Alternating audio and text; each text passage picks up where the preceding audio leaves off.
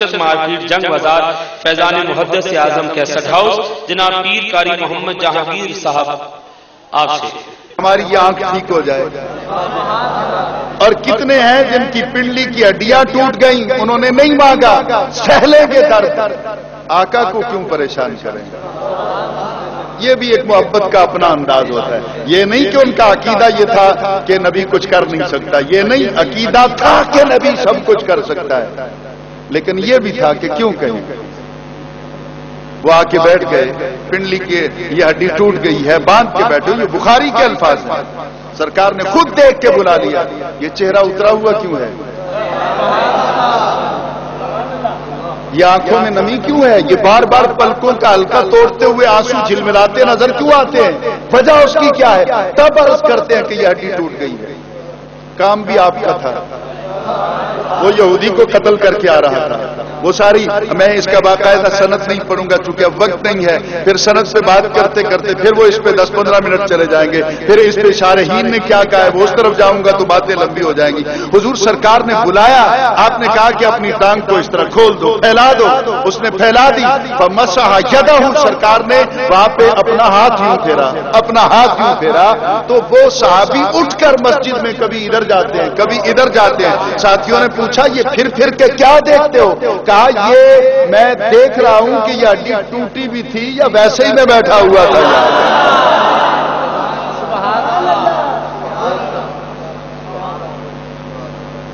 آگے چلیے. قال رب اشرح لی صدری, عرض کی موسیٰ علیہ السلام نے.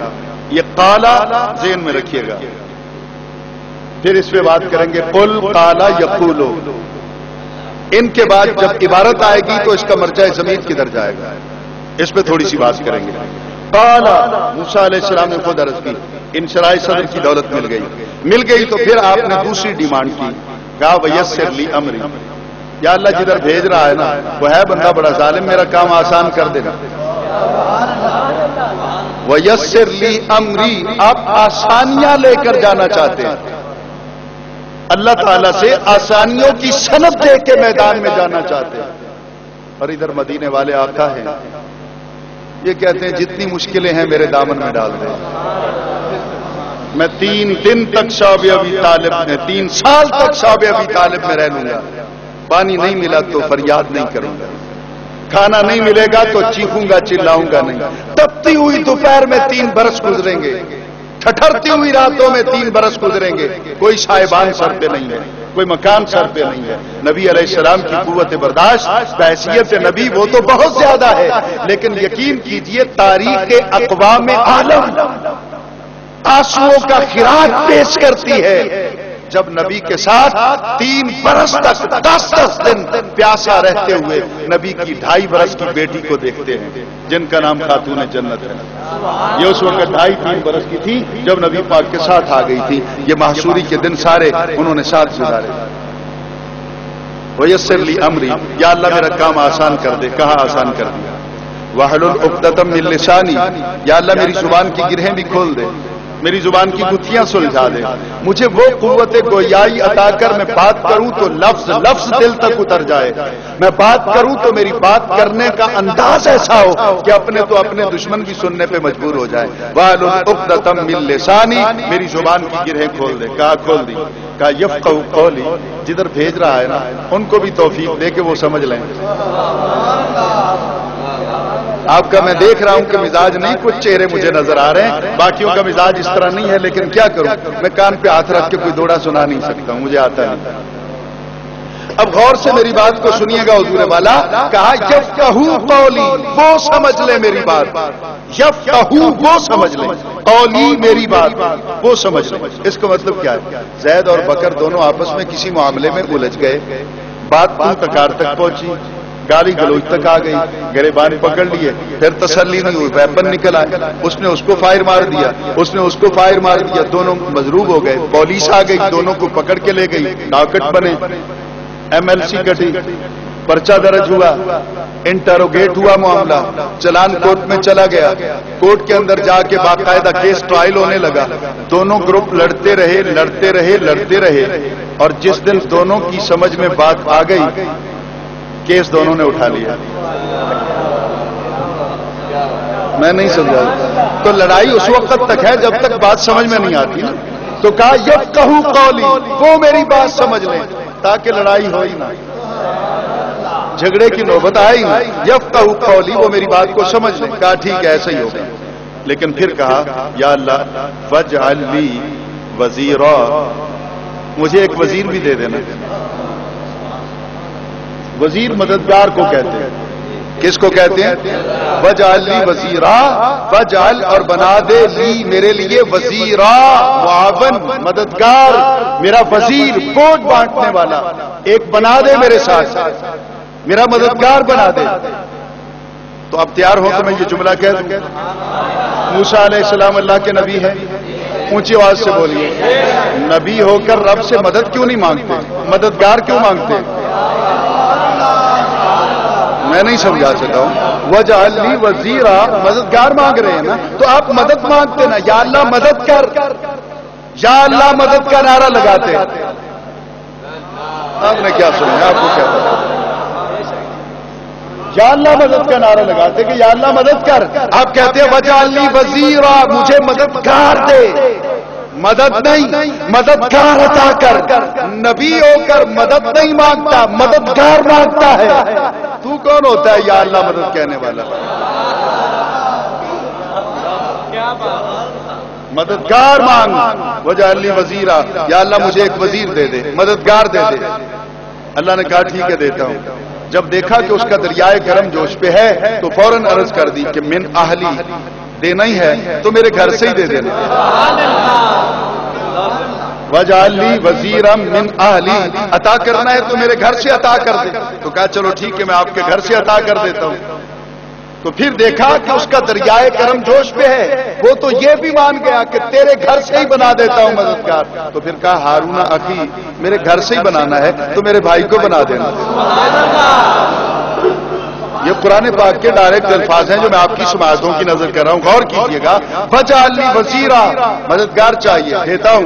من اہلی، میرے گھر سے. ٹھیک ہے گھر سے. کہا میرے بھائی کو بنا دے. کہا ٹھیک ہے میں آپ کے بھائی کو بنا دوں. یا موسیٰ علیہ السلام نے جو مانگا رب نے ان کی جھولی میں ڈال دیا. اب توجہ کیجیے 15ویں پارے میں چلتے. اللہ کہتا ہے وقل، وہاں ہے قالا، یہاں ہے قل.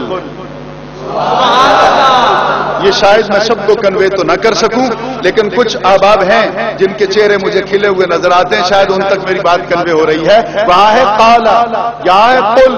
قالا ہو تو پتہ یہ چلتا ہے کہ اس نے مانگا مرضی سے، اور قل کے سے پتہ یہ چلتا ہے یہ تو مانگتا نہیں، اسے تو مانگنے کی عادت ہی نہیں، اسے تو دینے والا خود کہتا ہے تو بھی لے لینا، تو بھی مانگ لینا. جس طرح کہ میں اور عرض کروں کہ 1,24,000 کم بیش انبیاء کرام علیہ الصلوۃ والسلام نے اللہ تعالیٰ سے مانگا، اللہ نے ان کو دیا. اس نے مانگا لے لیا، اس نے مانگا لے لیا. میرے نبی خاموش ہیں، 63 برس بیتنے کو ہے. تو کہا قل، سب نے تو مانگ لیا، تو بھی بولنا. نہیں سمجھے؟ باپ اور ماں ایک دن دونوں رحم پہ آئے. بڑے بیٹے کو کہا مانگ، کیا مانگتا ہے؟ اس نے کہا 5 لاکھ. کہا لے لو. اس نے کہا 10 لاکھ. کہا لے لو. اس نے کہا 20 لاکھ. کہا لے لو. اس نے کہا مجھے رقبہ چاہیے. کہا لے لو. کہا مجھے مارکیٹ میں دکان چاہیے. کہا لے لو. جس نے گھر میں مانگا اس کو مل گیا. ایک تھا جو چپ کر کے بیٹھا رہا، اس نے مانگا ہی نہیں. باقی آ کے مانگتے رہے. وہ چپ کر کے بیٹھا رہا اپنی چارپائی پر، اپنے کمرے میں. کبھی ماں جاتی ہے تو بھی بولنا، کبھی باپ جاتا ہے تو بھی بولنا. بات سمجھ میں آ رہی ہے نہیں؟ تو بھی بولنا، تو بھی لے لینا کچھ، تو بھی مانگنا کچھ. وہ چپ کر کے بیٹھا ہے، وہ کہتا ہے میں نے کچھ نہیں لینا. کہا 20 لاکھ لے لے. نہیں میں نہیں کہتا. کہا 30 لے لے. میں نہیں لیتا. کہا 50 لے لے. میں نہیں، میں کچھ نہیں کہتا. بابا تیری مرضی، میں کچھ نہیں کہتا. کہا اس طرح کر، جو کچھ ہے میرا سب کچھ لے. بات سمجھ میں آئی ہے؟ جو نہ مانگے اس کو اس طرح ملتا ہے نا. اب غور کیجئے 1,24,000 نبیوں نے علیہ الصلوۃ والسلام نے مانگا، رب نے ان کو عطا کر دیا، اور میرے آقا خاموش بیٹھے ہیں. رب کہتا ہے قل. آپ بولیے نا، آپ کہیے نا، میں کیا کہوں؟ کچھ تو مانگ. کہا تو ہی بتا دے کیا مانگ. کبھی قرآن کو پڑھیے گا نا. مجھے تو 28 برس بیت گئے نا دھکے کھاتے ہوئے, زیادہ نہیں تو 28 مرتبہ تو دورہ تفسیر قرآن پڑھا چکا ہوں. اب میں اس پہ وہ کیا آپ کو سناؤں گا کہ امام مجاہد کیا کہتے ہیں, امام مقاتل کیا کہتے ہیں, عبداللہ ابن عباس کیا کہتے ہیں, علامہ فلاں کیا کہتے ہیں. میں وہ ساری باتیں نہیں کرنی ہے, میں بالکل سادہ ڈائریکٹ قرآن کے الفاظ آپ کی سماعتوں کی نظر کر رہا ہوں. غور کیجئے, جو کچھ 28 برسوں میں سمجھاؤں. کہا قل, آپ بولیے, آپ کہہ دیجئے. کہا کیا کہوں, کیا مانگو؟ تو اب رب بتا رہا ہے کہ اس طرح مانگ لو. غور کیجئے, رب بتا رہا ہے کہ اس طرح مانگ لو. وَقُلْ رَبِّ أَدْخِلْنِي مُدْخَلَ صِدْقٍ وَأَخْرِجْنِي مُخْرَجَ صِدْقٍ. اخرجنی, ادخلنی, مخرج صدق کے ساتھ اور مدخل بھی صدق کے ساتھ. مدخل بھی صدق والا, مخرج بھی صدق والا. ادخلنی, اخرجنی, یا دونوں جگہ پہ ایک ہے. مدخل چینج ہوں گے لیکن دونوں مدخل کے ساتھ مدخل اور مخرج, یہ نکلنے والا بھی ایک ہے, داخل ہونے والا بھی ایک ہے, لیکن جائے مخرج اور جائے مدخل علیحدہ علیحدہ ہے. بھائی نکلے گا مکہ سے, جائے گا مدینہ میں. ذرا غور کیجئے گا, نکلے گا مکہ سے, جائے گا مدینہ میں, لیکن مخرج جو ہے وہ بھی مشروط ہے صدق کے ساتھ. مدخل جو ہے وہ بھی مشروط ہے صدق کے ساتھ. کہا یا اللہ مجھے نکال, میں نکلتا ہوں, سب کچھ چھوڑ جاؤں گا, صدق کو نہیں چھوڑوں گا. میں نہیں سمجھا سکا, شاید قاری صاحب تک یا 1-2 ساتھیوں تک بات. سب کو چھوڑ, بیٹیاں چھوڑ دوں گا, چاروں یہاں رہیں گے, وہ دھکے کھائے, ان کو مارا جائے, ان کو ٹارچر کیا جائے, میں نہیں لے کے جاتا مکہ سے. جا کے غلاف کعبہ نہیں لے جاتا, حجر اسود نہیں لے جاؤں گا, آب زمزم نہیں لے جاؤں گا. میں نے ایک جگہ پہ بات کی نا تو ایک چیٹ آ گئی, انہوں نے کہا جی آب زمزم کس طرح منتقل ہو سکتا ہے. میں نے کہا غار کے اندر صدیق اکبر کو پیاس لگتی ہے, آپ کہتے ہیں درمیان میں چلے جاؤ, وہ جاتے ہیں, وہاں ٹھنڈے چشمہ موجود ہے, آپ پانی پیتے ہیں, لوٹ آتے ہیں. نبی پاک پوچھتے ہیں کیسا تھا, ٹھنڈا تھا, میٹھا تھا, دودھ سے سفید تھا, مجھ کو عنبر سے زیادہ خوشبودار تھا, شہد سے زیادہ میٹھا تھا, وہ میں پی کے آیا ہوں. نبی نے پوچھا پتہ ہے کہاں سے آیا؟ کہا میرے ساقی کی خیر ہو, مجھے کیا, جہاں سے مرضی لا کے میں نے کیا تلاش کرنا ہے. تو کہا جانتے ہو یہ رب نے بھیجا ہے. کہا جی بھیجا ہوگا. کہا میرا رب تجھ سے پیار بہت کرتا ہے. صدیق اکبر کی آنکھوں سے آنسو ڈھلک آئے. میں کیا, میری اوقات کیا کہ رب پیار کرے اور چشمے بھیجے, روتے کیوں ہو؟ کہا حضور آپ نے جو کہا کہ رب مجھ سے پیار کرتا ہے, سائیں آپ کے قدموں کی نسبت نہ ہوتی, وہ مجھ سے کب پیار کرتا, مجھ سے وہ کب پیار کرتا. یہاں پہ میرا ایک اختلاف ہے, کچھ علماء مجھ پہ ناراض بھی ہیں, اختلاف میں کرتا ہوں. کہا یہ جاتا ہے کہ نبی پاک سیدنا صدیق اکبر کی گود میں غار کے اندر سو گئے, اور نبی اتنا اس دن بے خبر سویا کہ غلام کو سانپ ڈستا رہا, نبی مزے سے سوتا رہا. بڑا مزہ ہے نا. اب اس میں کون اعتراض کرے گا؟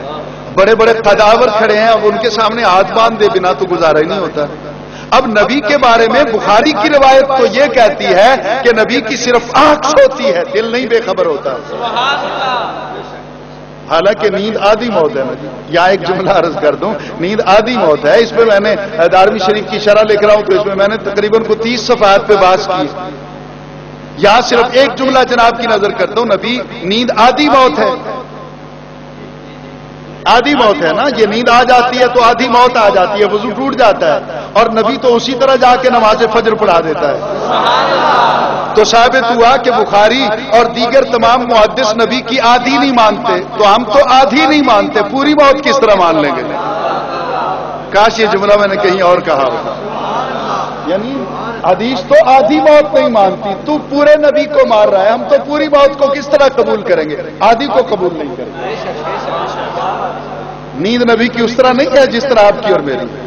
اور وہاں نبی اس طرح سوئے کہ صدیق اکبر کو سانپ ڈستا رہا. محافظ ہے, کیسا محافظ ہے نبی کہ اس کی حفاظت میں آیا ہوا سانپ کا لقمہ بن رہا ہے اور نبی آرام سے سویا ہوا ہے. ایک تو یہ بات ہے. میں یہ کہتا ہوں یہاں پہ کہ نبی علیہ الصلوۃ والسلام بے خبر سوئے نہیں تھے، بلکہ آج آنکھیں بند کر کے زمانے کو دکھا رہے تھے. کل یہ مت کہنا کہ میں نے اپنا یار کیوں بنایا ہے، تنہائیوں کا ساتھی کیوں بنایا ہے. دیکھ لو سانپ ڈس رہا ہے، یہ پاؤں اٹھاتا ہے کہ نہیں اٹھاتا؟ بات سمجھ میں آ رہی ہے صحیح؟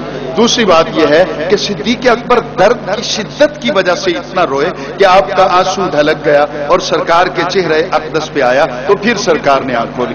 درد کی شدت سے روئے، میں اس کو نہیں مانتا. رونا مانتا ہوں لیکن درد کی شدت سے رونا نہیں مانتا ہوں، اس لیے کہ قرآن اس کو ایکسپٹ نہیں کرتا. وہاں درد ہوا تھا جب ہاتھ کٹ رہے تھے. اونچی آواز سے بولیے. وقتانا ایدیہن، جب ہاتھ کٹ رہے تھے وہاں درد ہوا تھا. ان کے سامنے حسن یوسف علیہ السلام تھا، تو جن کے سامنے یوسف علیہ السلام کا چہرہ ہو ان کو درد محسوس نہیں ہوتا. جس کی گود میں زہرا کا بابا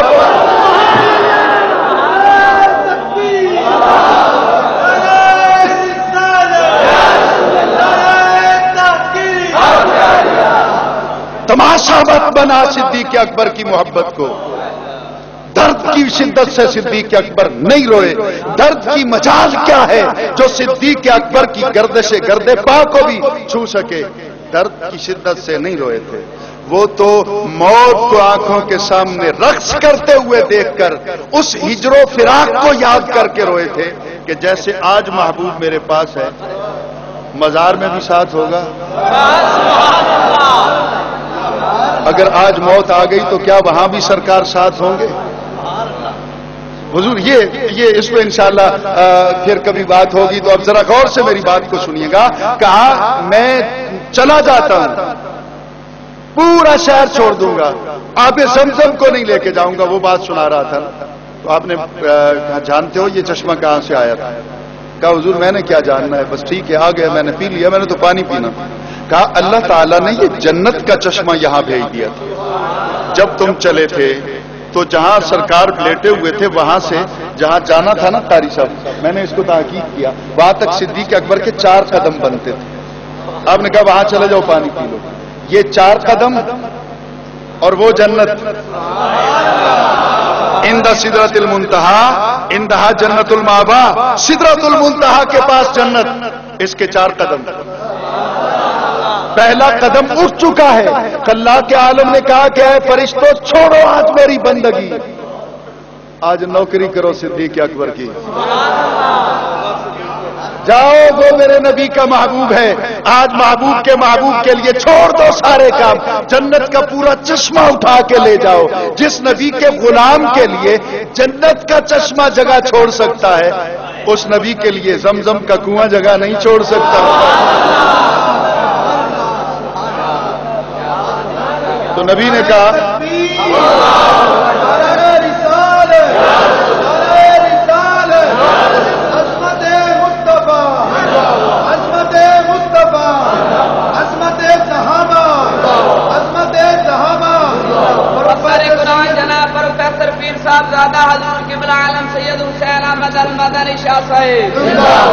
تو آئیے حضور بات کو قریب لائیں، توجہ کیجئے گا. تو کہا میں نہ آب زمزم لے کے جاؤں گا، نہ غلاف کعبہ، نہ حجر اسود، کچھ بھی نہیں لے کے جاؤں گا. اپنے جد امجد ابراہیم علیہ السلام کے نشان قدم والا پتھر بھی نہیں لے کے جاؤں گا. اپنی لخت جگر بھی چھوڑ جاؤں گا، 4 بیٹیاں چھوڑ کے چلا جاؤں گا. لیکن صدق کے بغیر نہیں جا سکتا. مدخل صدق کے ساتھ ہوگا، مخرج بھی صدق کے ساتھ ہوگا. یہ صدق کیا ہے جس کو نبی چھوڑ کے نہیں جانا چاہتا؟ صدق صداقت سے ہے، اور اس صداقت نے حضرت آدم سے لے کر عیسیٰ علیہ السلام تک کتنے دروازوں پہ دستک دی. میں نہیں سمجھا سکا ہوں کتنے دروازوں پہ دستک دی، کتنے قدم چومے انبیاء کرام کے، لیکن صداقت کو معراج نہ ملی. جب سرکار نے قدم رکھا دھرتی پہ تو صداقت نے در مصطفیٰ پہ دستک دی. نبی کے قدموں کو چوما تو نبی نے صداقت کی ارتقائی منازل کی طرف، عروج کی طرف میرے نبی نے اس کو بڑھانا شروع کیا. تو میرے نبی کی ایک نگاہ کرم سے صداقت ارتقائی منازل طے کرتے ہوئے بڑھتے بڑھتے بڑھتے بڑھتے جب صداقت معراج کی انتہا کو پہنچی تو صدیق اکبر بن گئی. اب غور سے میری بات کو سنیے گا. جب وہ مقام معراج کی انتہا کو پہنچی تو صدیق اکبر بن گئی. صدیق اکبر بن گئی تو میرا نبی کیا کہتا ہے؟ علی کو بھی چھوڑ جاؤں گا، صدیق کو نہیں. اگر بات سمجھ لیں تو ایک بات کروں، معراج کی رات سب کو چھوڑ گئے، اپنا ہجرت کی رات سب کو چھوڑ گئے، صدیق کو ساتھ لے کے گئے اور سامنے سے گزرے جہاں علی بستر پہ لیٹے ہوئے تھے. علی دیکھ رہے تھے، نبی صدیق کے ساتھ جا رہے تھے تو نبی نے حضرت علی کو پریکٹیکل کروایا کہ علی تم نے بعد میں آنا ہے، اپنی آنکھیں کھول کر دیکھ لو، جس کو میں پہلے لے جا رہا ہوں اسے پہلے رہنے دینا، جو بعد میں آئے گا وہ بعد میں رہے گا. میں نے کہہ دیا ہے، شاید آپ کے مزے والی بات نہیں ہے، کچھ دنوں تک بات آپ کی سمجھ میں آئے گی. تو کہا کہ میں صداقت کے بغیر نہ مکہ چھوڑوں گا اور صداقت کے بغیر مدینہ میں کچھ ملے نہ ملے، صدق مل جائے، میرا صدیق مل جائے، اس کے بغیر میں رہ نہیں سکتا ہوں. تو یہ ہے ادخلنی مدخل صدق واخرجنی مخرج صدق. صدیق کے بغیر نبی نہ مکہ میں رہنا چاہتا ہے نہ مدینہ میں رہنا چاہتا ہے. آگے چلیے، پھر اللہ کہتا ہے کہ مانگنا، کیا مانگوں؟ کہا اس طرح مانگ، وجعل لی. موسیٰ علیہ السلام نے بھی کہا وجعل لی، ویسے ابراہیم علیہ السلام نے بھی کہا وجعل لی. موسیٰ علیہ السلام نے کہا وجعل لی وزیرا، ابراہیم علیہ السلام نے کہا وجعل لی لسان صدق، اور میرے نبی نے کہا وجعل لی من لدنک. اب ابراہیم علیہ السلام نے جو کچھ کہا وہ بات لمبی ہو جائے گی. موسیٰ علیہ السلام نے کہا وجعل لی، بنا دے میرے لیے وزیرا، مددگار، من اہلی، میرے گھر سے. تھک تو نہیں گئے صحیح بولیں؟ وجعل لی وزیرا من اہلی، مجھے مددگار چاہیے میرے گھر سے. اور میرا نبی کیا کہتا ہے؟ وجعل لی من لدنک. اصل غور کیجیے، وہ کہتے ہیں من آلی، میرا نبی کہتا ہے من لدنک. من آلی اور من لدنک میں فرق کیا ہے؟ موسیٰ علیہ السلام کہتے ہیں مجھے میرے گھر سے دے، میرا نبی کہتا ہے میرے گھر سے نہیں، تو اپنے گھر سے دے نا. من لدنک تو اپنے پاس سے دے، وجعل لی من لدنک تو اپنے پاس سے، اپنے گھر سے دے.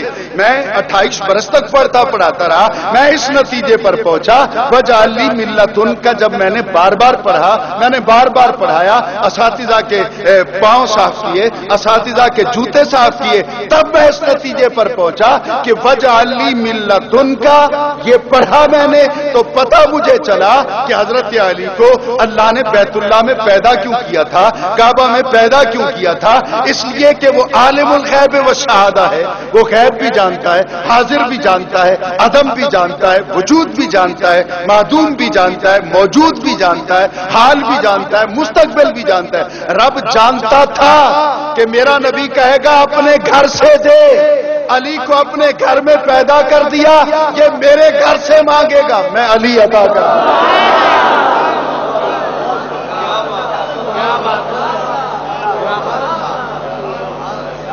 بات سمجھ میں آئی ہے؟ صحیح اونچی آواز سے بول رہی ہے. اب باتیں تو کچھ آگے ہیں، ذرا دل پہ ہاتھ رکھیے گا. وجعل لی من لدنک، مجھے دے پر تو اپنے پاس سے، اپنے گھر سے دے. اچھا دیتا ہوں، لیکن ساتھ ہی پھر کہا خود ہی اللہ نے، اے نبی اس طرح بھی کہہ دینا کہ سلطانن، دینا ہے تو کوئی تگڑا دینا، کمزور نہیں چاہیے. سلطانن، سلطانن تو جس کو رب بھی سلطان کہے، جس کو رسول بھی سلطان کہے، جس کو رب بھی طاقتور کہے، جس کو رسول بھی طاقتور کہے، اس کی طاقت کا اندازہ کون لگائے گا؟ تو مجھے طاقتور دے. اچھا طاقتور دے، کیا دوں؟ کہا نصیرا، مددگار. مددگار نہیں سمجھا سکا میں. مددگار میں یہاں بات نہیں کروں گا، ویسے میں اس پہ آدھا گھنٹہ بات کر سکتا ہوں، میرے ذہن میں اس وقت بھی 26-27 کے قریب مختلف دلائل موجود ہیں، لیکن ایک بات کروں گا چونکہ آپ کا مزاج نہیں اس طرح سننے کا، سنیے حضور والا جو بات کہوں اور اگلی دلیل پہ اگلے سٹیپ پہ چلا جاؤں گا۔ سلطانن نصیرا، مددگار چاہیے۔ اب دیکھیے گا دونوں کو ملا کر، موسیٰ علیہ السلام نے مانگا وزیر، میرے نبی نے مانگا نصیر۔ موسیٰ علیہ السلام نے مانگا اپنے گھر سے، میرے نبی نے مانگا اس کے گھر سے۔ تو جس نے اس کے گھر سے مانگا اس کو نصیر مل گیا، جس نے اپنے گھر سے مانگا اس کو وزیر مل گیا۔ ایک بات تو اس طرح بنتی ہے، تھوڑا سا اس کو دوسرے اینگل سے دیکھیں تو جس نے وزیر مانگا اس کو اخی مل گیا، جس نے نصیر مانگا اس کو علی مل گیا۔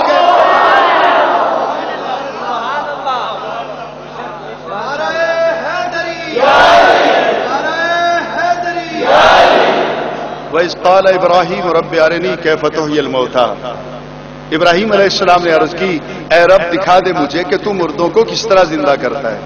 اللہ نے کہا قَالَ أَوَلَمْ تُؤْمِنْ، جی آپ لفظ نہیں سنیں گے نا، صرف آپ ذرا میرے لہجے پہ غور کریں گے پھر بات آپ کی سمجھ میں آئے گی۔ آپ نے کہا عرض کی کہ یا اللہ مجھے دکھا دے مردوں کو کس طرح زندہ کرتا ہے، تو اللہ تعالیٰ نے کہا أَوَلَمْ تُؤْمِنْ، ہاں کیا تجھے بھی ایمان نہیں؟ نہیں سمجھ سکتا، یہ لہجہ ہے قرآن پاک کا، کیا تجھے بھی ایمان نہیں؟ تو لہجے میں جلال اتنا تھا، کیا تجھے بھی ایمان نہیں؟ آگ میں بچایا کس نے تھا؟ چھری کے نیچے تیرے بیٹے کو بچایا کس نے تھا؟ جب تو بیوی کو تنہا چھوڑ آیا تھا، تو 11 برس تک کوئی میلی آنکھ تیری بیوی کی طرف اٹھنے نہیں دی، کس کی طاقت تھی یہ؟ اور تیرا بچہ جب پیاس سے تڑپ رہا تھا، بلک رہا تھا اور زمین پہ ایڑیاں رگڑ رہا تھا، زمزم کا چشمہ اس کے قدموں پہ نچھاور کس نے کیا تھا؟ اولم تؤمن، کیا تجھے بھی ایمان نہیں؟ تو اس کے لہجے میں جلال کو دیکھا تو ابراہیم علیہ السلام نے ہاتھ جوڑ دیے، بلا ولکن لیطمئن قلبی، جملہ غور سے سنیے گا، ایمان تو ہے پر کیا کروں اطمینان نہیں ہے۔ بلا ایمان ہے ولیکن لیطمئن قلبی، اطمینان نہیں ہے، ایمان ہے اطمینان نہیں ہے۔ کہا چلو اطمینان کروا دیتا ہوں، فخذ اربعۃ من الطیر، جائیے 4 پرندے پکڑ کے لے آئیے، فخذ پس پکڑ لیجیے، اربعۃ 4 من الطیر، من تبعیضیہ ہے پرندوں میں سے کچھ پرندے، 4 پرندے پکڑ کے لے آئیے۔ آپ لے آئے، فصرہن الیک، ذبح کر دوں کاٹ دوں؟ کہا نہیں، کاٹنے سے پہلے کبھی تجھے آتا دیکھا کرے، تو کھلائے تو کھایا کرے، تو پلائے تو پیا کرے، ان کو تیرے در کی نسبت حاصل ہو جائے پھر ذبح کر دینا۔ کبھی تھوڑا سا حوصلہ پیدا کرے نا، مخالف طبقے کے مولوی سے پوچھے ان پرندوں کو ذبح کرنے کا لفظ قرآن میں دکھا دو۔ خدا نے ان پرندوں کو کاٹنے کا حکم قرآن میں نہیں دیا ہے۔ اس کی 2 وجہیں ہیں، ویسے تو 36 وجہ ہیں اس کی، لیکن 2 وجہیں میں آپ سے شیئر کرتا ہوں۔ ایک وجہ تو یہ ہے کہ اللہ تبارک و تعالی نے ان کو ذبح کرنے کا اپنے کلام میں ذکر نہیں کیا، اس کا ذکر نبی پاک نے کیا تاکہ زمانے کو پتہ چلے کہ قرآن مکمل تب ہوتا ہے جب مصطفیٰ کی زبان ہلتی ہے۔ تکمیل قرآن کے لیے لسان مصطفیٰ کی، زبان مصطفیٰ کی ضرورت ہے، ایک ہے۔ دوسری وجہ سن لیجئے کہ رہے وہ نبی کے در پہ، انس ہو گیا، محبت ہو گئی، دل میں محبت کی شمع چلنے لگی اور وہ رسول سے پیار کرنے لگے۔ اب اللہ تعالیٰ نے ان کے کاٹنے کا ذکر نہیں کیا، محبت کریں تجھ سے، میں نہیں سمجھا، غور کیجیے گا نا، جو تجھ سے محبت کریں میں ان کو کٹوا دوں؟ تو کہا کاٹنا تو ہے لیکن میں نہیں ذکر کروں گا، اس لیے کہ میری محبت تقاضا کرتی ہے کہ زمانے کو بتاؤں کہ وہ پرندے ہو کر اگر نسبت رسول حاصل کر لیں، میں ان کا اتنا خیال کرتا ہوں، اگر میرے بندے نسبت رسول حاصل کر لیں، وہ ذبح ہو گئے، سر وہیں رہ گئے، باقی اجسام کا کیما بنا دیا، دل کٹ گئے، جگر کے ٹکڑے ہو گئے، کچھ بھی باقی نہ بچا، پر بھی ٹکڑے ٹکڑے ہو گئے۔ کہا پھر اپنے ہاتھوں میں لے کر مسل دو، یکجان ہو جائے، ہیں 4 لیکن تیرے ہاتھوں میں آئے تو پتہ نہ چلے۔ 4 ڈھیریاں بنا دینا، کوئی جس ڈھیری پہ بھی جائے ہر ڈھیری میں اسے 4 ہی نظر آئے. میں نہیں سمجھا، یعنی کہیں اور 3 اور 1 کے درمیان فرق نہ ہو، ہاتھ تیرا لگے اور پھر بھی فرق رہ جائے. میں نہیں سمجھا سکا ہوں. ہاتھ تیرا ہو، نسبت تیری ہو، پھر بھی فرق رہ جائے کہ 3 ایک طرف ہے 1 ایک طرف ہے. نہیں، رسول کی نسبت، رسول کے ہاتھ کا فیض اگر پرندوں کو علیحدہ علیحدہ نہیں رہنے دیتا تو میرے نبی کا فیض 4 کو علیحدہ علیحدہ کیسے رہے؟ یہاں تو 4 میں سے جس کے پاس بھی جاؤ گے نا وہ تمہیں پکارتا ہوا سنائی دے گا، جمال ہم نشیں درمن اثر کرد مگر نہ من ہما خاکم کے ہستم. ٹھیک ہے جی، 4 ڈھیریاں ہیں. اب کیا کروں؟ ثم جعل علی کل جبل، 4 پہاڑوں پہ رکھ دو. رکھ دی ہیں. اللہ نے کہا ثم ادعوہن، اب ان کو پکارو. اب ان کو میں نے جہاں بھی ہم ترجمہ کرتے ہیں نا جناب کہ تدعونا کا ترجمہ یا ادعو کا ترجمہ جو ہے وہ پکارنے کا بھی آتا ہے. مولوی کہتا ہے نہیں جناب یہ عبادت کا ہے، پکارنے کا نہیں. تو یہاں ابراہیم علیہ السلام نے پرندوں کی عبادت کی تھی یا ان کو پکارا تھا؟ کچھ ثم ادعوہن، یہ دعا یدعو کے باب سے ہے نا. تو ہم تو جب پڑھا کرتے تھے، آج بھی میرے اپنا ٹخنوں پہ آپ کو نشان نظر آئیں گے سوٹیوں کے نا، تو اس وقت تو یہ بڑا مشہور تھا کہ دعا یدعو دے نٹھے اسا حل وہندے ڈٹھے. تو بڑی مشکل سے یاد ہوتی تھی یہ گردان. تو ثم ادعوہن، اللہ نے کرا پکارو ان کو. سر کٹ گئے، کیما بن گئے. اللہ کہتا ہے پکارو ان کو. مولانا نبی کو سمجھنا آئی، اللہ کا نبی کہہ دیتے نا کہ جو مر جائیں وہ تو سنتے ہی نہیں. بات نہیں سمجھ میں آئی کہ یا اللہ مردے تو سنتے نہیں، میں ان کو کس طرح پکاروں؟ تو اللہ کے نبی نے بھی اعتراض نہیں کیا، اللہ نے خود حکم دیا. تو جن کی سماعت پر نبی اعتراض نہیں کرتا، تجھے کیسے جرت ہو کہ تو ان کی سماعت پہ اعتراض کرے؟ اور سن، اللہ کہتا ہے آواز دو، وہ آئیں گے تیرے پاس دوڑتے ہوئے. اگر مرنے کے بعد پرندے تیرا کلام سن کر آ سکتے ہیں تو مدینے والا تیرا سلام سن کے کیوں نہیں آ سکتا؟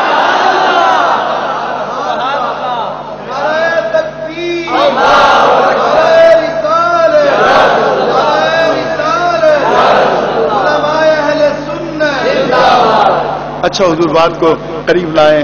آپ بھی تھکے ہوں گے، میں بھی مریض آدمی ہوں، پھر سفر بھی کرنا ہے میں نے. اب غور سے، اور صبح کلاس بھی لینی ہے، پھر وہ تو کسی صورت بھی مجھے معاف نہیں ہوگی. اب غور سے میری بات کو سنیے گا کہ وہ انہوں نے سن لیا، آپ نے مردوں کو زندہ ہوتے دیکھ لیا، بے اطمینانی تھی، اطمینان ہو گیا. جو بات میں نے کرنی ہے، بے اطمینانی تھی، اطمینان ہو گیا. اور ادھر چلنا 63 برس بیت گئے، پیشانی پہ شکن نہیں آئی.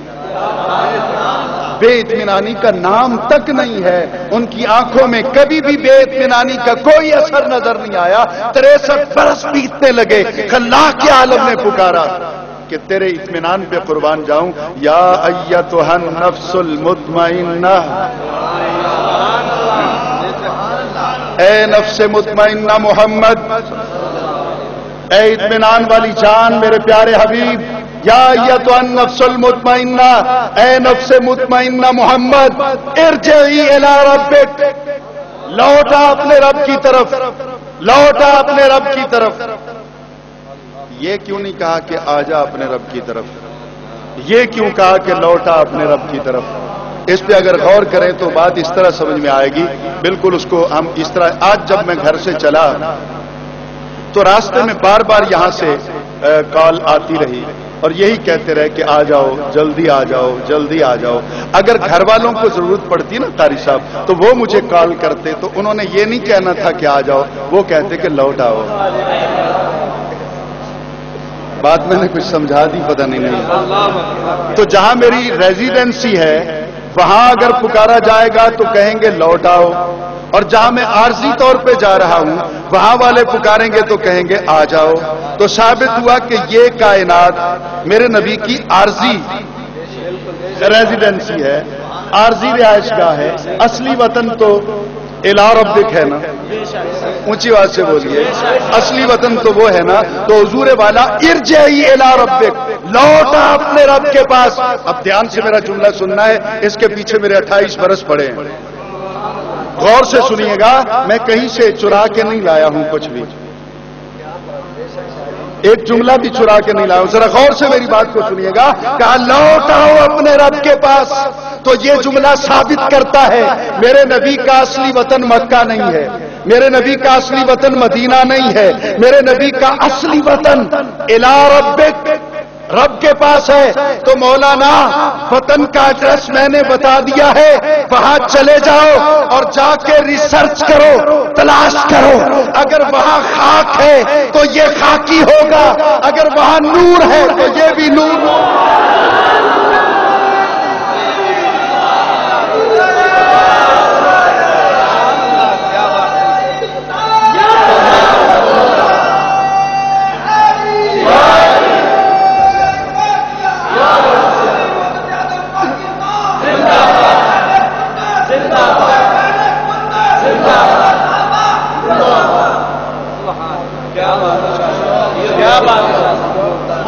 بس آپ کی محبتوں کو دیکھ کر صرف ایک تقابل اور عرض کروں گا, ویسے تو بیٹھا رہوں گا میں صبح تک. اب ذرا غور سے میری بات کو سنیے گا. وہ ایک بات جو میں آپ سے شیئر کرنا چاہتا ہوں وہ کیا ہے. حضرت ابراہیم علیہ السلام ساری زندگی ہاتھ اٹھاتے ہیں اور کیا کہتے ہیں, لا تخزنی الی یوم یبعثون, مجھے شرمندہ نہ کرنا. تخزنی اس کا ترجمہ تو اور بنتا ہے, لیکن کیا کروں, سامنے ہے جو نبی. ترجمہ تو رسوا کرنا بنتا ہے نا, تو رسوا اور پھر نبی یہ ہو ہی نہیں سکتا نا. اور یہ اصول ہے, عربی کے اندر بھی اصول ہے, اردو کے اندر بھی, انگلش کے اندر بھی, فرنچ کے اندر بھی, ڈچ کے اندر بھی, سنسکرت کے اندر بھی, ساری زبانوں کے اندر یہ اصول پایا جاتا ہے حضور والا کہ جب بھی آپ کسی بھی زبان کو دوسری زبان میں ٹرانسلیٹ کریں گے تو آپ کو کچھ اخلاقی اقدار کے حوالے سے وہاں دیکھنا ہوگا کہ سامنے کون ہے, بات کس کی ہو رہی ہے. دیکھ لیجئے, وہ مکرو و مکر اللہ, مکرو اور مکرا, مکرو بھی تو اسی کا سیگا نا, مکرا مکرا مکرو, ضربا ضربا ضربو کے وزن پہ آئے گا نا. مکرا مکرا مکرو, مکرو مکر اللہ, کافروں نے مکر کیا, کرے نا ترجمہ, اللہ نے بھی مکر کیا. یہاں دیکھنا ہوگا سامنے کون ہے. ان المنافقین یخادعون اللہ وہو خادعہم, منافقوں نے اللہ کو دھوکہ دیا. اللہ دھوکہ دیتا ہے, اللہ فراڈ کرتا ہے. تو دیکھنا ہوگا ہمیں کہ سامنے ذات کس کی ہے. تو کیا کہتے ہیں, لا تخزنی الی یوم یبعثون, یا اللہ مجھے شرمندہ نہ کرنا. اب میں دیکھنا چاہتا ہوں کہ آپ سمجھتے ہیں میری بات کو. مجھے شرمندہ نہ کرنا جس دن سب کو اٹھائے, شرمندہ نہ کرنا جس دن سب کو اٹھائے. شرمندہ مجھے نہ کرنا, اٹھائے سب کو. لا تخزنی, شرمندہ مجھے نہ کرنا جس دن تو اٹھائے سب کو, اٹھا سب کو بے شک, شرمندہ مجھے نہ کرنا. باقی جانے اور تو جانے. وہ اپنی ذات کے لیے مانگ رہے ہیں, اب بات کو سمجھیے گا. وہ اپنی ذات کے لیے کہتے ہیں یا اللہ تو مجھے شرمندہ نہ کرنا. الی یوم یبعثون, جس دن سب اٹھائے جائیں گے, اٹھائے سب جائیں گے, حاضر سب کیے جائیں گے. باقیوں کو میں کچھ نہیں کہتا, مجھے شرمندہ نہ کرنا.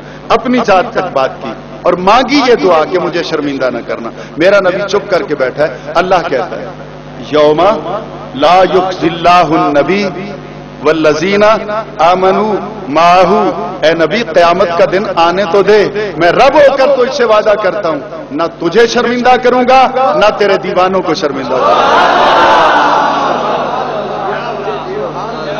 نہ تجھے شرمندہ کروں گا, والذین آمنوا معہ, اور نہ ان ایمان والوں کو جو تیرے ساتھ ہیں ان کو بھی شرمندہ نہیں کروں گا. تو باقی نبی مانگتے ہیں پھر ان کو ملتا ہے. میرا نبی چپ کر کے بیٹھا ہے. میرے صرف نبی کو نہیں ملتا, نبی کے صدقے غلاموں کو بھی ملتا ہے. تو دل سے دعا کیجیے اللہ تعالیٰ میری اور آپ کی حاضری کو قبول فرمائے. دوران گفتگو یقیناً مجھ سے کوتاہیاں ہوئی ہوں گی, تو میری نالائکی کی وجہ سے ہوئی ہیں، اور جہاں بھی کوئی اچھی بات ہوئی ہے تو مدینے والے کا صدقہ رب کا کرم ہے یا آپ کی دعائیں ہیں۔ تو دل سے دعا کریں کہ اللہ تعالیٰ آج کی اس نشست میں آنے والے ہر ساتھی کو دین و دنیا میں عزت و عظمت سے سرفراز فرمائے، اور یہ بھی دعا کریں کہ اللہ تعالیٰ ہم سب کو 5 وقت کا نمازی بنا دے۔ اللہ تعالیٰ ہم سب کو توفیق دے کہ ہم اپنے چہروں کو سنت رسول کے زیور سے آراستہ کر لیں۔ اللہ تعالیٰ ہماری مشکلوں کو آسان فرمائے۔ اللہ تعالیٰ ہمیں اعداء کی عداوت سے، شیطانوں کے شر سے محفوظ فرمائے۔ اور آخر میں ایک دعا ہمیشہ مانگتا ہوں، آج بھی آپ کی وساطت سے مانگ رہا ہوں، تو دل سے دعا کریں کہ اللہ تعالیٰ ہم سب کو مرنے سے پہلے اپنے پیارے نبی صلی اللہ علیہ وسلم کا دیدار نصیب فرمائے۔ یہ ایک محمد بلال یونس بہت زیادہ بیمار ہے، دعا کریں کہ نبی کے ذکر کا صدقہ اللہ تعالیٰ ان کو شفاء کاملہ عطا فرمائے۔ وآخر دعوانا الحمدللہ رب العالمین۔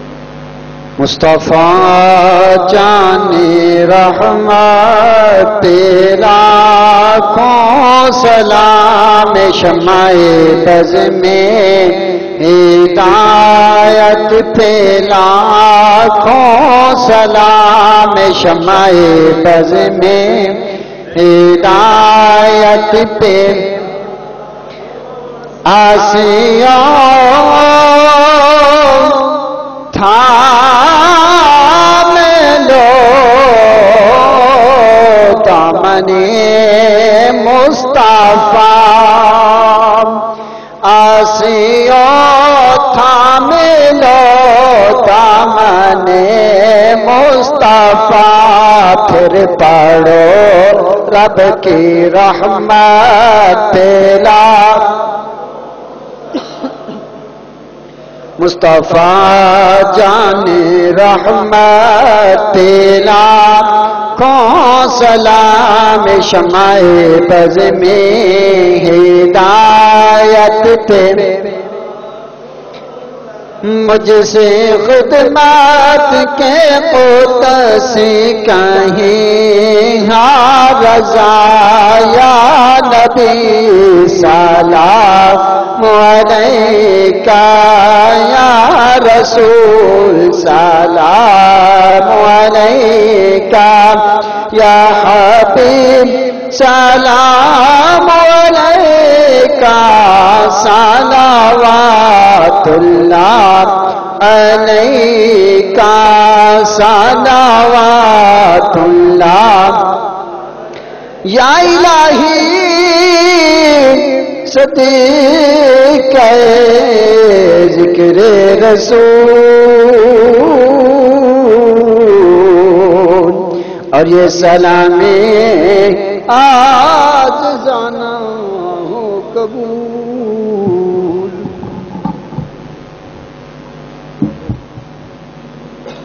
الحمدللہ رب العالمین، والصلاة والسلام على سید الانبیاء والمرسلین، یا ربنا یا ربنا یا رب العالمین یا ارحم الراحمین، اللہم ربی اغفر وارحم وانت خیر الراحمین۔ مالک و مولا قبلہ شاہ صاحب نے بیان کیا، جتنے بھی دوست احباب جہاں جہاں سے بھی آئے، مالک و مولا سب کی نیک جائز تمنا کو پورا فرما۔ اے مالک و مولا اس محفل پاک میں جنہوں نے بھی حصہ لیا، سب کے دین و دنیا میں برکتیں عطا فرما۔ قبلہ شاہ صاحب نے عالمانہ فاضلانہ بیان کیا ہے، مالک و مولا علماء اہل سنت کا سایہ ہم پر تا دیر قائم فرما۔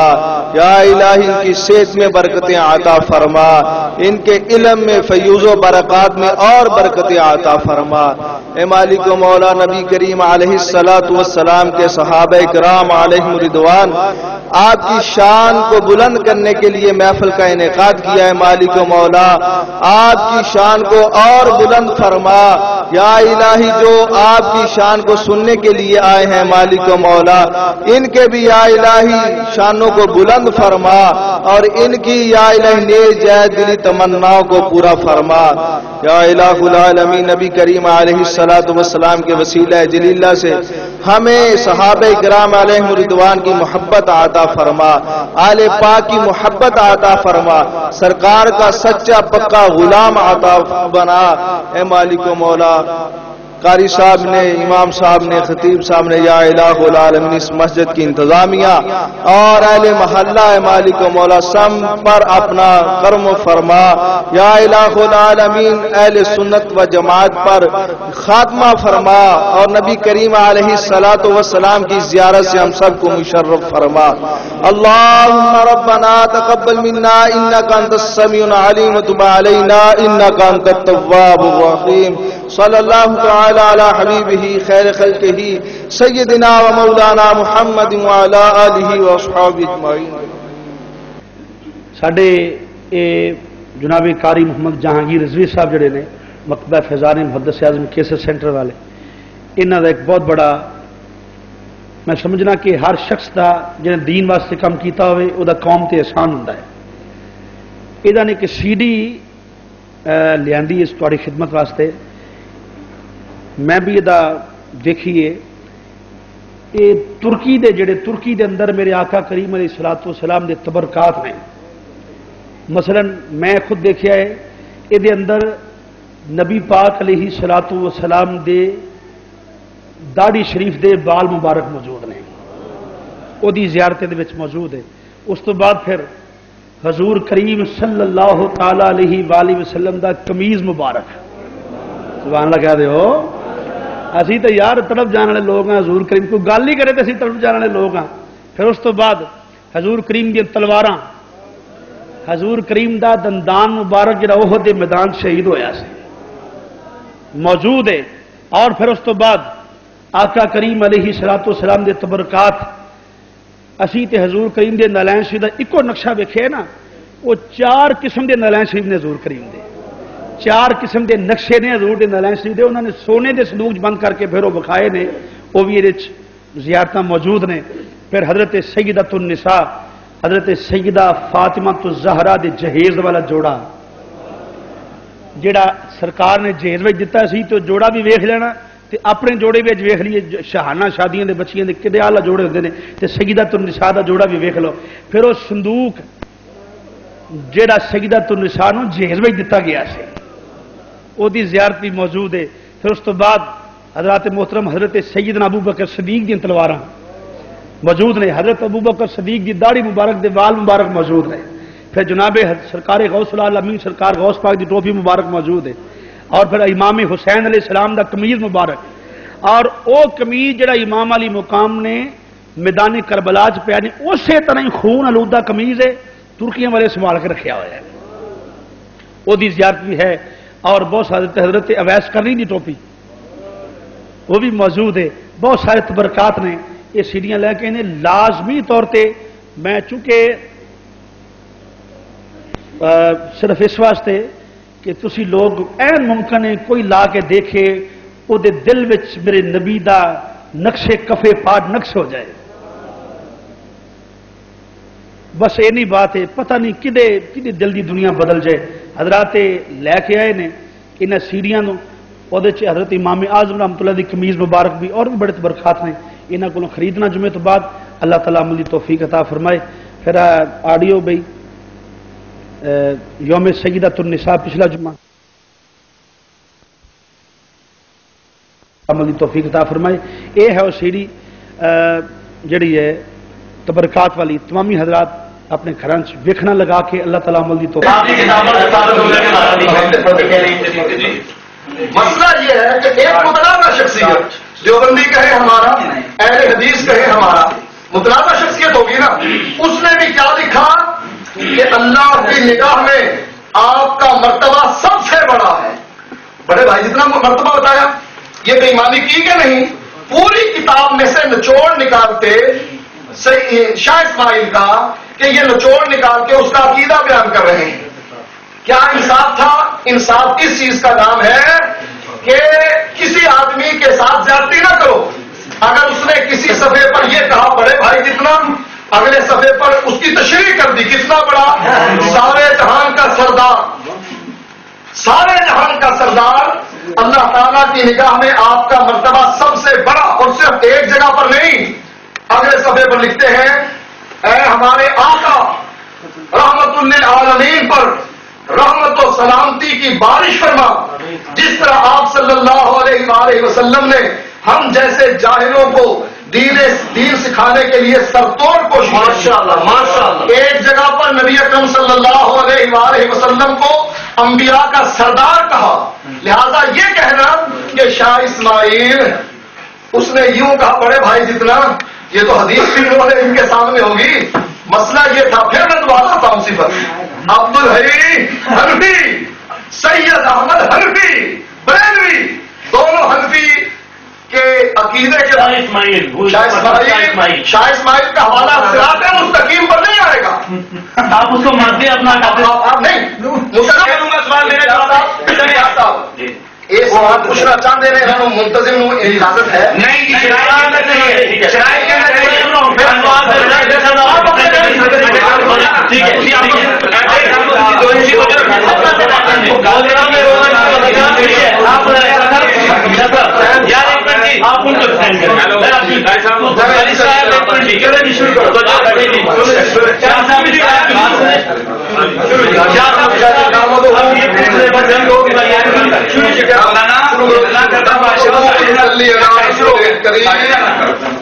دیکھیں جی، پہلے میں نے دعویٰ کیا اور چیلنج دیا آپ کو 1 لاکھ اور آپ شکست لکھ کر دینے واسطے تیار ہونا جی ثابت کر دو کہ پہلا باب شاہ اسماعیل دا، دوسرا بھی شاہ اسماعیل دا، تیسرا بھی شاہ اسماعیل دا.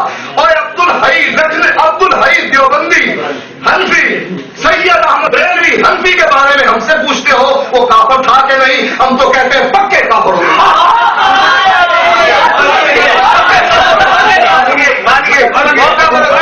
سنا ہی نہیں.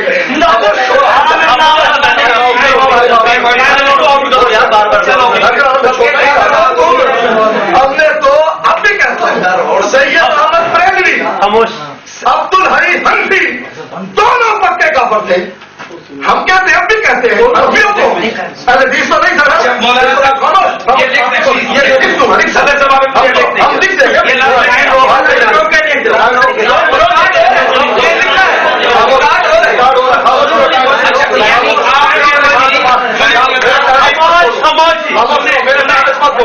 میرے ٹائم بولو میں پورا کر دوں.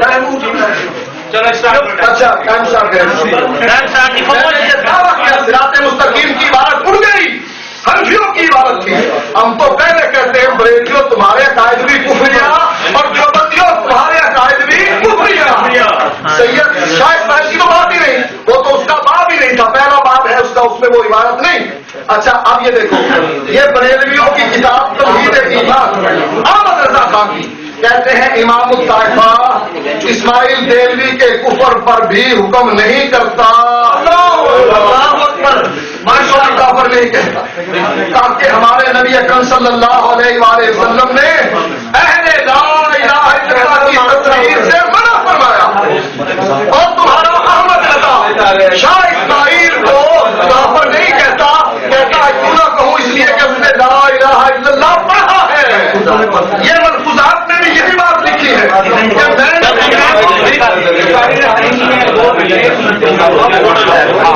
وہ کہتے ہیں کہ ان کے عقائد کفریہ شرکیہ ہیں. کافر کا فتویٰ تب لگتا ہے. بات سنو نا، سن لیں ضوابط تکفیر آپ پوری کر دیں کیونکہ دیکھو یہ تو اختلافی مسئلہ ہے. چلے میرا ٹائم اب سنے پہ نہیں، آپ نے سنے میری بات سنیں. ٹائم آن جی. وسلم علی رسول الکریم اما بعد فاعوذ باللہ من الشیطان الرجیم بسم اللہ الرحمن الرحیم. الحمدللہ آپ لوگوں نے دیکھا بڑی کلا بازیاں کھائیں. مولانا صاحب کا ٹھیک عمر کو نہیں رہی مناظرے کرن دی بات کر کے بھول جاتے ہیں آپ لوگ. بات برداشت کرو، برداشت ہونی چاہیے. آپ بھول جاتے ہیں.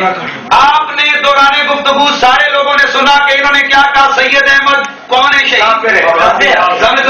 ساتھ انہوں نے کہا کہ دوسرا جو عبد الحی ہے بھڑانوی وہ کون ہے؟ انہوں نے کہا وہ کون ہے؟ کافر. انہوں نے کہا وہ کون ہے؟ حنفی. ساتھ یہ لفظ بریلوی بولتے تھے تاکہ لوگ یہ سمجھے کہ شاید یہ وہ مصطلح بریلوی ہے. اطلاع عرض ہے وہ بریلی کا رہنے والا تھا. وہ ہے کون؟ یہ میرے پاس موجود فتاوی سنیا. قریب لگاؤ. یہ لکھا ہوا ہے، یہ بات وہابیت کی تاریخ میں صفحہ نمبر 99 واضح طور پر موجود ہے کہ وہابی کی اصطلاح کا عمومی اطلاق جماعت اہل حدیث پر ہوتا ہے.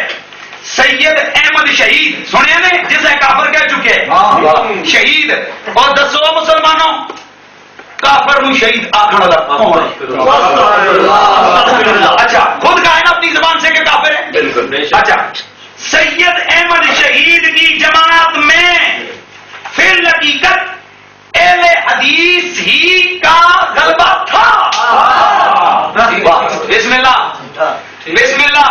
جس سید احمد شہید کو یہ لفظ بریلوی پہ زور دیتے تھے کہ بریلی کا رہنے والا تھا, یہ ہے کون؟ ہم کھل کے کہتے ہیں یہ ہے کافر. اور گھنٹہ ضائع کیوں کیتا نے آخر بنوایا قریشی سید اسیم کے شاگرد نے. رہ گئی بات مرفوعات, خیانت کیوں کی آپ نے؟ میرا مسلک یہ ہے کہ ایم اسماعیل دہلوی یزید کی طرح ہے, اگر کوئی کافر کہے تو ہم منع نہیں کریں گے. بسم اللہ نہیں کریں گے. آپ سمجھ آ رہی ہے؟ اچھا یہ کہہ رہا ہے, آگے سنیں, یہ کس کی یہ امام احمد رضا بریلوی جس کو انہوں نے غلط حوالہ پیش کیا. البتہ غلام احمد قادیانی, سید احمد جس کے بارے میں یہ کہہ رہے تھے, خلیل احمد, رشید احمد گنگوئی, اشرف علی تھانوی, ان لوگوں کے کفر میں جو شک کرے گا وہ بھی کافر ہے. بسم اللہ. اچھا اب سنتے جائیں. میں اب بات کو کلوز کرنے لگوں. آپ لوگوں نے دیکھا میں نے درجن بھر کتابوں کا حوالہ دیا کہ یہ صراط مستقیم شاہ اسماعیل نے لکھی. اپنی زبان سے آپ لوگوں نے جسے دوبارہ جو عبارت پڑھائی تھی انہوں نے خود کہا تھا اہل حدیث ہونے کی وجہ سے جماعت اہل حدیث بدنام ہو گئی, دفاع کیا.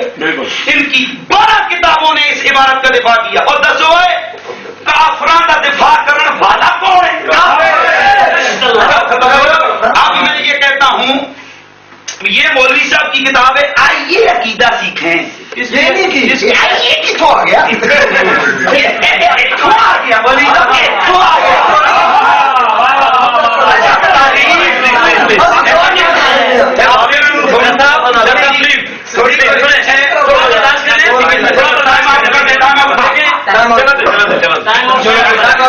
یہ درمیان میں آپ لوگوں نے دیکھا یہ تکلیف جدو پھر ساری سٹ لگنی نہ بابا جی تاری عمر نہیں بادشاہ سٹا کھان جو پروفیسر ڈاکٹر طالب الرحمان. اچھا ایک منٹ سنو جی, پروفیسر ڈاکٹر طالب الرحمان کتاب. اچھا سنیں اور نام سے کس طرح لکھے ہوئے ہیں؟ پروفیسر ڈاکٹر طالب الرحمان صراط مستقیم دے ہوئے. اور وہ کتاب آپ کے پاس ہے صراط مستقیم؟ ہمارے پاس نہیں ہے کتاب صراط مستقیم, ہوگی انشاءاللہ دے دیں گے. یہ اور ایک ہوتے ہیں کس کا نام لکھے ہوئے؟ طالب الرحمان. ایک ہی لکھے ہوئے شاہ اسماعیل. یار خدا کا واسطہ ہو اور تم دنیا دار ہو, تم پڑھے لکھے انسان ہو, اور کتاب کس دی ہوئے تو وچ کوئی بڑھ جاتا ہے. یہ ان کے مکتبے کی چھپی کتابیں, ڈرامہ لگائے لوگوں کو فضول لگا رہے ہو. اب سنو آگے سنو, اگلی بات سنو, عبارات میں بھی پیش کرنے کرنے جا رہا ہوں. چوئی صاحب ایک گالی ہے, میں سیت ختم ہو جاتی میں بولوں گا.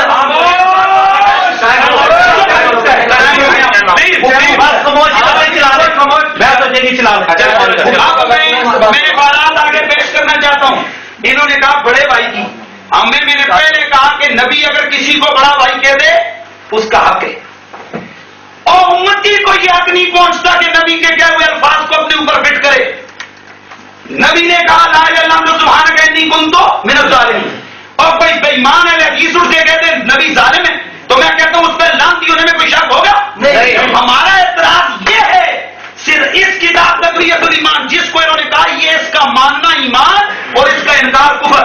اور مولوی صاحب نے کتاب منگوائی, اس تک چپ کر کے سعودیہ کے ریال سمجھ کے کھا گئے, انتظار ہی کوئی نہیں ماریا, چپ بولے نہیں کہ ہاں یا نا. اب میں کہنا چاہتا ہوں کیا یہ ہے دین کہ نبی کا ادب کتنا کرنا چاہیے؟ اور بات سنو, یہ میرا بڑا بھائی ہے, میں کافر ہو گیا ہوں؟ نہیں. اور بولا میں کافر ہو گیا ہوں؟ یہ میرا بھائی ہے, میں اس کو تھپڑ مارتا ہوں, میں کافر ہو جاؤں گا؟ اور نبی کی بارگاہ پہ یہ مقام ہے, نبی کے بال کی تو ان کو بتا کافر ہو جاتا ہے. اب سنو آگے یہ بات, قومی گستاخی مسلمانوں دل دے ہاتھ رکھ کے ذرا پیڑا ہوں, میں ان کی گستاخیاں دکھانے لگا ہوں. باپ کو. یہ کتاب اور فل جاتی یہ نواب گوپالی صاحب یہ ان کی کتاب ہے. سنو اس کے اندر لکھا ہوا ہے نبی کے مزار کو یا ولی کے مزار کو گرانا واجب ہے. یہ میرے پاس موجود ہے. یہ تحفہ بھابیہ اسماعیل غزنوی اس کے اندر لکھے آج کل انبیاء اور صالحین کی قبور اور ان قبروں پر بنے ان کی قبریں اور ان قبروں پر بنے ہوئے کبے یہ بت ہیں. یہ آ گئی کتاب کبے اور مزارات الروضۃ النبیہ نواب صدیق حسن بھوپالی اس کے حوالے سے لکھتے ہیں چاہے نبی ہو یا ولی ہو اس کی قبر کو گرانا واجب. یہ میرے پاس ابھی کتاب روضۃ النبیہ اس کے اندر بھی یہی عبارت لکھی ہے. اور مسلمانوں میں تمہیں یہ اسی طرح یہ فتح المجید لے آؤ کتابیں دکھاتے جاؤ.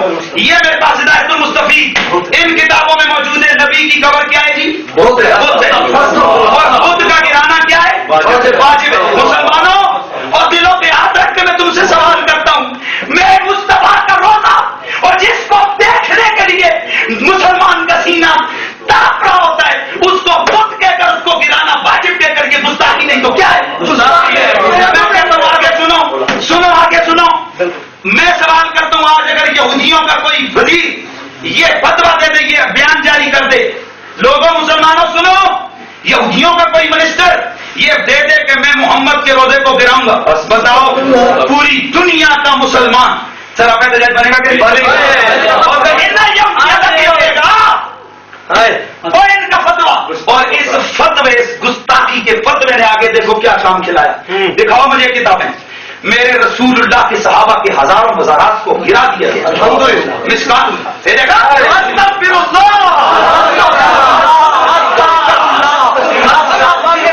گرانے پر الحمدللہ ہمیں بات نہیں کرنی. یہ ٹائم